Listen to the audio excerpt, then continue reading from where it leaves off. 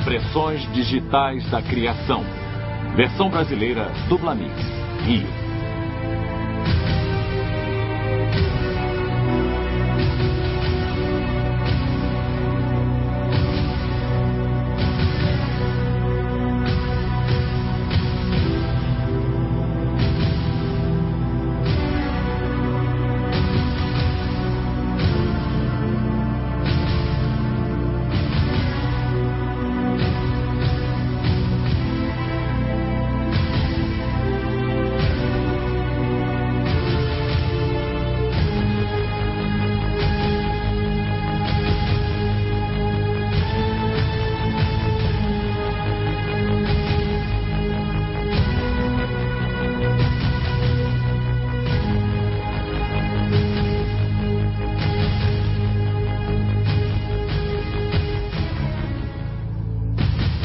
Muitas teorias tentaram descrever quando e como nosso planeta foi formado. Porém, até recentemente, havia poucas evidências de peso para lhe dar apoio. Agora, no entanto, uma nova descoberta lançou diante dos olhos do mundo um modelo revolucionário de nossas origens, forçando muitos cientistas a pensar no impensável.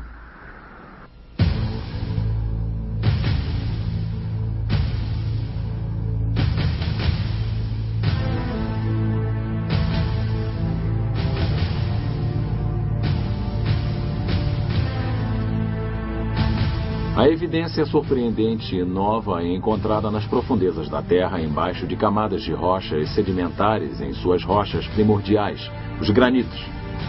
Neles, pequenos pedacinhos de matéria radioativa são formados, o que os cientistas chamam de radiohalos. Eles deixaram vestígios reveladores, criando uma esfera descolorida ao redor deles. Os cientistas conseguem identificar precisamente que tipo de material ocasionou esses halos radioativos através da medição de seu tamanho. Um cientista americano, Dr. Robert Gentry, examinou mais de 100 mil de tais fenômenos. O Dr. Gentry descobriu uma espécie de halo radioativo que não deveria existir. De fato, de acordo com todo o princípio básico da teoria evolutiva, não poderia estar lá. É impossível. Porém, após anos de experiências e de testes, agora não restam dúvidas.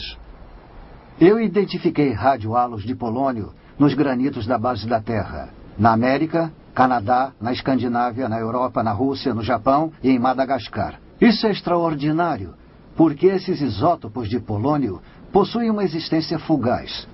Uma vez eu identifiquei a ocorrência de polônio-218 por alguns minutos, antes que se decompusesse em outro elemento.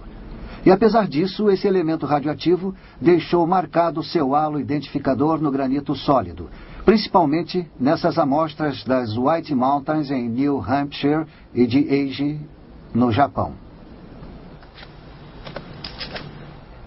No granito, os halos são encontrados nesse mineral escuro chamado mica. A mica precisa ser cortada bem fina ou retirada com uma fita adesiva, então colocada numa placa de vidro antes que os halos possam ser observados.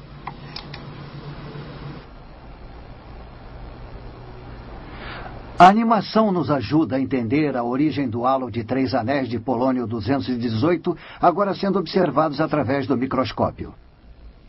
Os 3 padrões em forma de raios que saem do minúsculo centro representam 3 partículas de núcleo de energia diferentes que sucessivamente saíram de 3 diferentes isótopos de polônio encaixados no minúsculo centro. O efeito cumulativo de milhões de tais partículas libera o mineral ao redor do centro, o que produz 3 esferas concêntricas e coloridas de tamanho microscópico. No mineral, o halo é sempre tridimensional. Sob o microscópio, no entanto, ele parece plano. Pegando uma fatia fina do mineral através do centro, nós cortamos a parte superior e o fundo das esferas e podemos ver os halos com uma série de 3 anéis concêntricos sob o microscópio, conforme está ilustrado nessa sequência animada. De acordo com todas as teorias científicas atuais, os granitos, tais como esta amostra de Price Peak no Colorado, são originários de um estado derretido da matéria, resfriado, cristalizado e endurecido por milhões de anos. Porém, se assim fosse, a radioatividade produzida pelo polônio jamais poderia ter sido captada. Teria se decomposto muito antes que a rocha se solidificasse. Os grãos de polônio que criaram estes radiohalos estavam profundamente situados no granito. O elemento estava lá de alguma forma quando a rocha se formou, mas somente pode formar o radiohalo depois que a rocha já se solidificou. E se o polônio resiste apenas durante alguns segundos ou minutos, a implicação irá deixar estupefatos todos aqueles que estejam dispostos a ouvi-la. Os radiohalos de polônio indicam que as pedras da base da Terra, os granitos, se formaram quase que instantaneamente. De fato, há evidência de que os granitos teriam que ter se formado instantaneamente. Cientificamente, eles não podem ser explicados de outra forma. David Gentry, filho do Dr. Robert Gentry e parceiro no trabalho de seu pai acerca da criação. Podemos demonstrar o princípio dos radiohalos de polônio. Imagine que esta pastilha de Alka-Seltzer seja uma partícula de polônio e este copo d'água seja um pedaço de granito liquefeito. Eu jogo a pastilha e ela começa a efervescer. Pensem nessas bolhas como a radiação liberada por aquele polônio engastado no granito. A efervescência irá desaparecer em cerca de 30 segundos e só teremos um copo d'água ligeiramente toldada. Bem, só há uma maneira de podermos preservar tais bolhas conforme estão. Podemos colocar o copo d'água no congelador. A água, é claro, iria se solidificar após um tempo. Isso é algo similar ao que a teoria evolutiva sugere, que a rocha derretida lentamente se resfria para formar o granito. Mas como já devem ter imaginado, congelado este copo de Alka-Seltzer não adiantaria nada. As bolhas terão desaparecido muito antes da água se transformar em gelo. E isso seria o que teria acontecido à radiação de polônio se o granito tivesse se resfriado. Teria desaparecido muito antes que qualquer radiohalo pudesse ficar impresso na rocha sólida. Se eu lhes mostrar um copo d'água congelada com toda a efervescência da pastilha ainda intacta assim, saberão que algo aconteceu para congelar instantaneamente a água. Nesse caso, nós a congelamos instantaneamente dando uma pausa no videotape. Da mesma forma, se olharmos para o radiohalo demonstrado de forma irrefutável como sendo produzido por um certo tipo de polônio, nós podemos saber que o granito a seu redor teria que ter sido formado instantaneamente. As implicações são incríveis. Se o Dr. Robert Gentry estiver correto, todas as hipóteses evolucionistas acerca da Terra ter sido formada ao longo de milhões ou bilhões de anos estão erradas. E o relato de Gênesis sobre a criação da Terra é corroborado. Mas estaria certo o Dr. Gentry? Seria ele um cientista solitário conduzindo sua pesquisa isoladamente?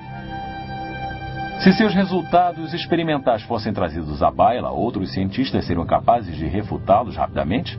Para dizer a verdade, o Dr. Gentry conduziu grande parte de sua pesquisa sobre radiohalos no Laboratório Nacional Oak Ridge, no Tennessee. Seus resultados foram publicados por muitas das principais publicações científicas do mundo: Science, Nature, Geophysical Research Letters, Earth and Planetary Science Letters, Physical Review Letters, Annual Reviews of Nuclear Science. Artigos que aparecem em tais publicações estão sujeitos ao exame dos colegas, ou seja, outros cientistas do mesmo campo examinam cuidadosamente as evidências apresentadas e a experimentação utilizada para ver se houve algum erro nos dados. Até agora, parece que ninguém conseguiu contradizer os resultados do Dr. Gentry. Ninguém conseguiu encontrar alguma falha em sua teoria. Em dezembro de 1981, o Dr. Robert Gentry foi intimado a depor num julgamento no Arkansas, onde a Comissão de Direitos Civis da América tentava impedir o ensino da teoria criacionista nas escolas públicas daquele estado. Ele apresentou seus resultados aos radiohalos de polônio como prova de uma criação instantânea dos granitos. A comissão trouxe um geólogo dos mais renomados, Dr. Brad Derribble, para testemunhar a favor da evolução. Porém, no banco de testemunhas, nenhuma evidência científica pôde desafiar essa descoberta a favor do criacionismo. E, ao invés disso, ele foi referido como citando um pequeno mistério que não podemos explicar. Com tal conhecimento, vamos voltar para obtermos um quadro maior para colocarmos em perspectiva a tal descoberta revolucionária. Em particular, como é que isso afeta a idade da Terra? Todas as tentativas para estabelecer a idade da Terra estão baseadas na decomposição da radioatividade. Como elementos como o urânio e o polônio são instáveis, seus átomos tendem a se decompor através da perda de partículas alfa. Ao longo de um período de tempo, átomos instáveis se decompõem através de uma cadeia até chegar a um outro átomo estável totalmente diferente. O urânio instável, por exemplo, poderá se tornar num tipo de chumbo. Os cientistas observaram que os elementos radioativos se decompõem na atualidade a índices incrivelmente constantes. Eles conseguem predizer precisamente se um elemento irá passar por cada um dos vários estágios existentes na cadeia de decomposição se o índice atual persistir. Os geólogos achavam que poderiam usar o índice de decomposição para precisar a era geológica, a idade das rochas. Eles estudaram rochas que continham amostras de elementos radioativos. Utilizando um equipamento científico complexo, eles examinam vestígios de urânio no granito, por exemplo, e calculam precisamente quanto de urânio se decompôs em chumbo na rocha. Então, baseados nos índices atuais de decomposição, eles se reportam à era quando aquele urânio começou a se decompor. Este, afirmam eles, seria